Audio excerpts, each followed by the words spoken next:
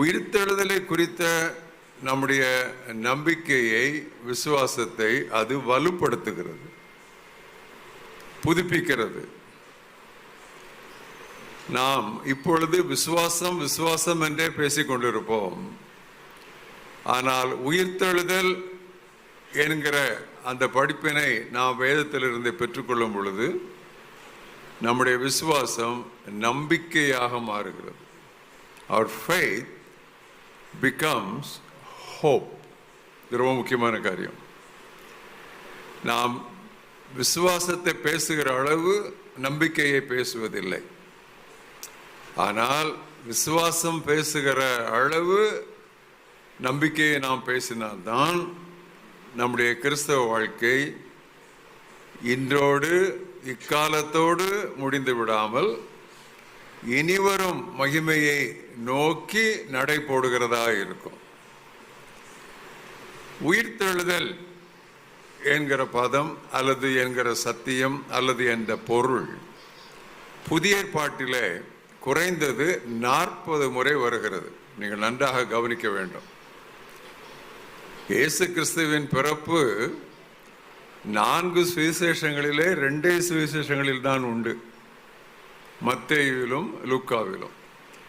ஆனால் இயேசு கிறிஸ்துவனுடைய மரணமும் அதிலும் சிறப்பாக இன்னும் விரிவான விளக்கங்களோடு அவருடைய உயிர்த்தெழுதல் 4 சுவிசேஷங்களில் மட்டுமல்ல, நிருபங்களிலும் அவ்வளவு தெளிவாக விளக்கப்பட்டுள்ளது.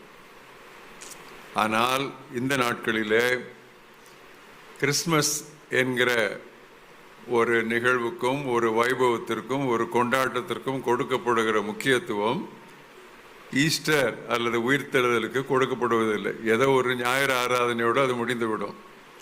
ஆனால் கிறிஸ்மஸுக்கு நவம்பர் மாதத்திலே கொண்டாட்டம் ஆரம்பித்து விடும், ஆயத்தங்கள் ஆரம்பித்து விடும். எல்லாம் நமக்கு தெரிந்த ஒரு காரியம். அதுதான் இன்றைய கிறிஸ்தவத்தின் பலவீனத்திற்குரிய முக்கிய காரணம். நன்றாக புரிந்து கொள்ளுங்கள். இந்த உயிர்த்தெழுதலை குறித்து புதிய ஏற்பாட்டில் 40 முறை சொல்லப்பட்டிருக்கிறது என்று நான் சொன்னாலும் உயிர்த்தெழுதலை பற்றியே ஒரு அத்தியாயம் உண்டு. அது 1 கொரிந்தியர் 15ஆம் அத்தியாயம். வேத வசனங்களை நானே எடுத்து வாசிப்பேன், ஏனென்றால் அப்பொழுதுதான் அது தெளிவாக இருக்கும். உங்களுடைய வேத புத்தகங்களை 1 கொரிந்தியர் 15ஆம் அத்தியாயத்திற்கு திறந்து வைத்துக் கொள்ளுங்கள். இந்த அத்தியாயத்திலிருந்து கிறிஸ்துவின் உயிர்த்தெழுதல் மூலமாக நம்முடைய ரட்சிப்பு எவ்விதம் பூரண நிலை அடைகிறது, how our salvation becomes complete because of the resurrection of Christ என்பதை இந்த அத்தியாயத்தினுடைய உள்ளடக்கத்திலிருந்து, போதனையிலிருந்து நாம் தெரிந்து கொள்ளலாம். இந்த அத்தியாயத்தில் நம்முடைய கிறிஸ்தவ வாழ்க்கையின் 4 கட்டங்களை, 4 stages of our Christian life, 4 கடைசி காரியங்கள் மூலமாக வெளிப்படுத்தப்பட்டுள்ளது. 8ஆம் வசனத்திலே கடைசியாக அவர் எனக்கு தரிசனமானார், கடைசி தரிசனம், லாஸ்ட் அப்பியரன்ஸ்.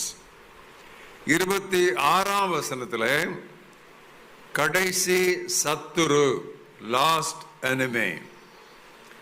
45ஆம் வசனத்திலே கடைசி ஆதாம், லாஸ்ட் ஏடம்.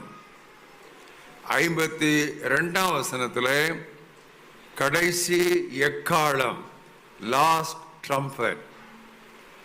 கடைசி தரிசனம், கடைசி சத்துரு, கடைசி ஆதாம், கடைசி எக்காளம்.